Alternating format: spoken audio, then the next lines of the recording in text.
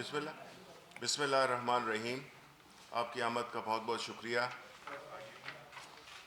جس طرح کہ آپ جانتے ہیں کہ کل رات کو 11:41 پر پورے ملک میں بتدریج ایک بلیک آؤٹ ہوا، جس کی وجہ سے جو بجلی کی ترسیل ہے اس میں ایک تعطل پیدا ہوا.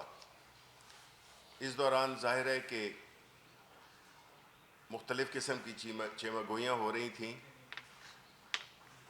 لیکن جو اصل وجوہات ہیں جو آپ کو ہمارے انرجی کے منسٹر عمر ایوب صاحب تفصیل سے بتائیں گے، میں یہ چاہتا ہوں کہ آپ کو صرف یہ بتانا چاہتا ہوں کہ ہمارا جو بجلی کا جو سیکٹر ہے یہ ملک کی ریڑھ کی ہڈی کی حیثیت رکھتا ہے کسی بھی ملک میں. لیکن بدقسمتی سے ہوا یہ ہے کہ ہم نے یہ دیکھا کہ اس سیکٹر پہ ایک خاص سکیوڈ جس کو کہ کہتے ہیں ایک صرف ایک ڈائریکشن میں اس پہ کام ہوا. ماضی کی حکومتوں میں جنریشن پہ زیادہ توجہ دی گئی، اور جو بجلی کا نظام ہوتا ہے اس کی بنیادی طور پہ 3 پہلو ہوتے ہیں. ایک جہاں سے کہ بجلی پیداوار، دوسری اس کی ترسیل، اور تیسری اس کی ڈسٹریبیوشن ہوتی ہے. اس میں اگر ایک بھی کام نہ کر رہا ہو تو وہ ساری محنت ضائع ہو جاتی ہے، اور آپ کا جو بجلی کی ترسیل کا جو ایک سیکوینس ہے وہ ڈسرپٹ ہو جاتا ہے. جنریشن، چونکہ میں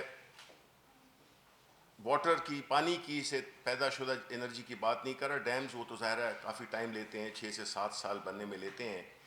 لیکن باقی جتنے بھی پلانٹس ہوتے ہیں وہ ان کی ایوریج تکمیل جو ہے اسے 2 سے 3 سال میں ہو جاتی ہے. اس کے ساتھ ساتھ جب آپ کی بجلی بنتی ہے تو اس کو اٹھانے کے لیے، جسے کوئی ایویکویشن کہتے ہیں، آپ کو ایک ایسا وہ چاہیے ہوتا ہے، نظام ہوتا ہے جو کہ جس کو کہ ترسیل کہتے ہیں، جو کہ یہ تاریں، آسان اردو میں جو تاریں ہوتی ہیں ڈفرینٹ اس کے لیول کی ہوتی ہیں، جو کہ مختلف اس کو تعداد میں ان الیکٹرانز کو اٹھاتی ہیں. اب اگر اس پہ کام نہ ہو تو پہلی بات تو یہ کہ آپ ایویکویشن کر نہیں سکتے، یعنی بجلی اٹھا نہیں سکتے اس جنریشن پلانٹ سے. اور دوسرا یہ ہے کہ اگر اس میں وہ پرانی ہو، اس پہ کام نہ ہوا ہو، اس پہ جو بھی نئی ٹیکنالوجی کے مطابق کہ کہیں پہ موسمی حالات کی وجہ سے، فاگ کی وجہ سے مختلف چیزیں ہوتی ہیں، تو اس ٹیکنالوجی کو اپ گریڈ کرنے کے لیے بھی آپ کو انویسٹمنٹ بھی چاہیے ہوتی ہے، اور آپ کی پرائرٹی بھی وہ ہونی چاہیے. بدقسمتی سے جنریشن پلانٹس تو بہت بن گئے. ہمارا کوئی 36,000 سے زیادہ میگا واٹس کی ہماری بجلی کی پیداوار ہے، لیکن اس بجلی کو اٹھانے کے لیے ہمارے پاس وہ جو ترسیل ہے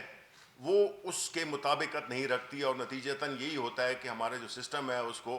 24 سے 25,000 26,000 تک میکسیمم اس کو اٹھانے کے قابل ہوتا ہے. ایک طرف تو وہ ہمیں کیپیسٹی پیمنٹس بھی دینی پڑتی ہیں، وہ بجلی جو کہ ہم استعمال ہی نہیں کر رہے، نہ استعمال کر سکتے ہیں، اور دوسری طرف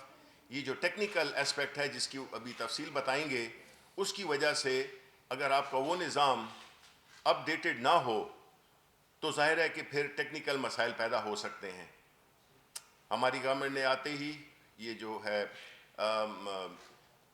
مٹیاری کی جو لائن ہے یہ بھی تقریباً اب مکمل ہونے کو ہے، اور انشاءاللہ ہم یہی امید کرتے ہیں کہ جو ترسیل کا جو نظام ہے اس پہ ہماری حکومت توجہ دے رہی ہے، اور ظاہر ہے کہ پھر ڈسٹریبیوشن. لیکن ترسیل پیداوار کے بعد جو سب سے اہم ایریا ہوتا ہے وہ ہے ترسیل کا. تو میں اب ریکویسٹ کروں گا انرجی منسٹر صاحب سے کہ وہ کل کا جو واقعہ ہوا ہے اس کی آپ کو تفصیلات بتائیں. بسم اللہ الرحمن الرحیم. شبلی صاحب بہت شکریہ آپ کا، آپ نے بڑے احسن طریقے سے اسٹیج سیٹ کیا اور سارے ناظرین کو، سامعین کو اور ہمارے میڈیا کے ساتھیوں کو آپ نے بریف کر دیا. میں یہاں سے بات شروع کروں گا. جو ٹائم آپ نے بتایا بالکل درست، 11:41 پہ ہمارے گدو کے پاور پلانٹ پہ یہ فالٹ آیا اور 1 سیکنڈ کے اندر فریکوینسی جو 49.5 ہرٹز کے لگ بھگ ہوتی ہے وہ ڈراپ ہوئی 1 سیکنڈ کے اندر اور اس نے ٹیکنیکل زبان میں اس کو کیسکیڈ کہتے ہیں کہ ایک یکے بعد دوسرا جو پاور پلانٹ کے سیفٹی سسٹمز ہوتے ہیں انہوں نے اپنے آپ کو شٹ ڈاؤن شروع کر دیا.